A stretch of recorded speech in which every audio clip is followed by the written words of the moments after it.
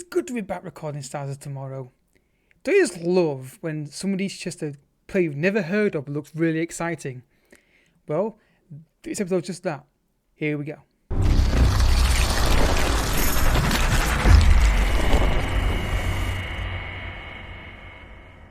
What is happening, folks, and welcome to another episode of Stars of Tomorrow, an FM22 series where we look at some young talent and football manager and we see how they get on over the course of their careers, for players that I pick that I'm curious about, but also players that you give me in the Discord section. This key thing here, Discord section, not because I've got a problem with the comment section, you put it in there, but it's more that YouTube doesn't tell me in the comment section in YouTube all the time. So join Discord, tag me in that. I check it once a day, usually at least, and I'll reply to you with an instant reply when I see the comments. So today, also, before we get any further, guys, hit the like button for daily to support the channel, and subscribe to also support the channel and keep up to date with daily FM content, let's plays, reviews and experiments. Down below, my FIFA channels down below, two clear modes on there with Real Madrid and Man United, and also my Ultimate Team updates as well, and maybe even some more content coming soon with non-related on one of the channels with some non-FM Let's Plays, maybe something like that. We'll have to wait and see. So today's player is Roony Bardghji. That's probably completely wrong, and I'm certain it's completely wrong. A 15-year-old Swedish right winger who's left-footed. He's got a potential rating of 170. I've set it to that. In case you're new to the series, I do set the potential on players to the maximum if there's a range. So on the editor, whatever range it says, if it says 150 to 180, whatever it is, I set it to the highest of that range. So it's guys on 170 for this review, and just so we get the best chance of developing them, really, to be honest. So straight away, I've done a scout report again for you. As you can see here, he's got 2-star current ability, 4-star potential, maybe 5-star. Not just enjoying Man United in the first season. 15 years old, so bear that in mind when you're buying this player. But straight away, you can see he's got a fairly consistent performer trait or pro on there, which is fantastic. Can play in a couple of positions, balance is skillful, technical ability is good as well.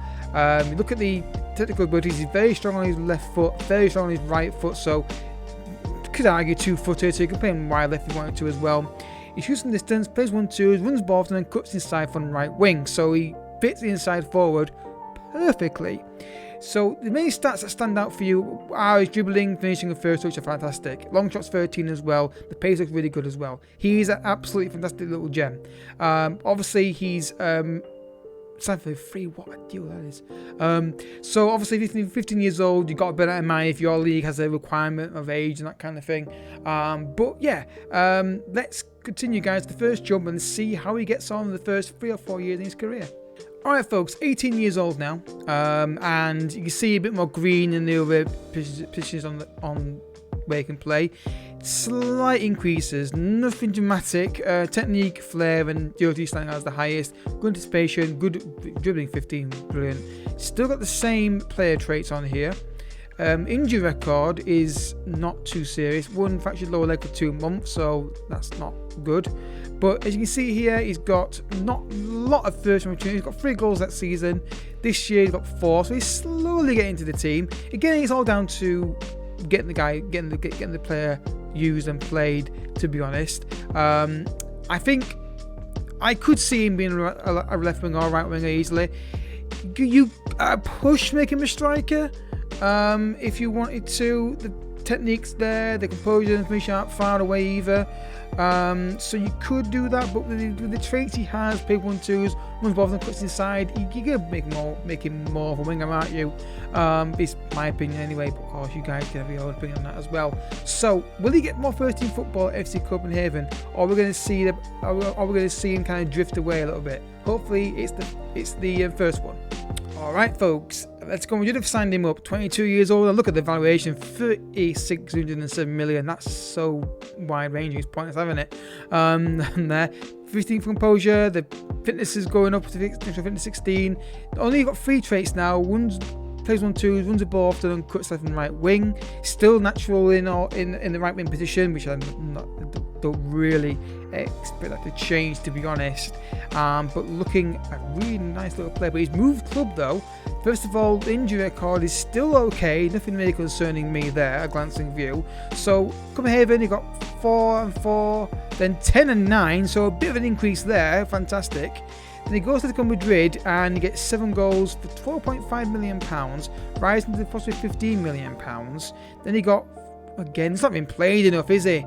It's the problem we've got. I can't force him to play them, unfortunately, but you can see here, the guy's not overly expensive. He's a little gem, isn't he? And if you are really good at training players on positions, you can have a winger who can play, a player who can play both sides of the wing, and maybe even a cam, because the long shots are there, the technique's good, the passing is not great, but vision's good. So you could make him you could play him anywhere in these 4 positions. I wouldn't play him flat midfield. I don't play it anywhere myself, but any of these four positions here, you can make a case for it. You really could. More so behind the striker than as a striker, but definitely something to consider when you sign this guy, how multifunctional he could potentially be. So, can he get double figures in like the top leagues in Europe? Let's find out. So he's still at Atletico Madrid, and the stats have relatively stayed the same on technical, but finishing up to 14 and what I call the finishing triangle. I don't know if that's really if it's really a thing. Finishing, opposing, technique, all 14 or above, which is good. Good pace as well. Same player traits. What's he got for injuries again? Nothing too serious there for me personally. So £15 million they paid for him. Then they got, look at the goal returns here: 3 and 3, 9 and 8, 8 and 5, 11 and 9.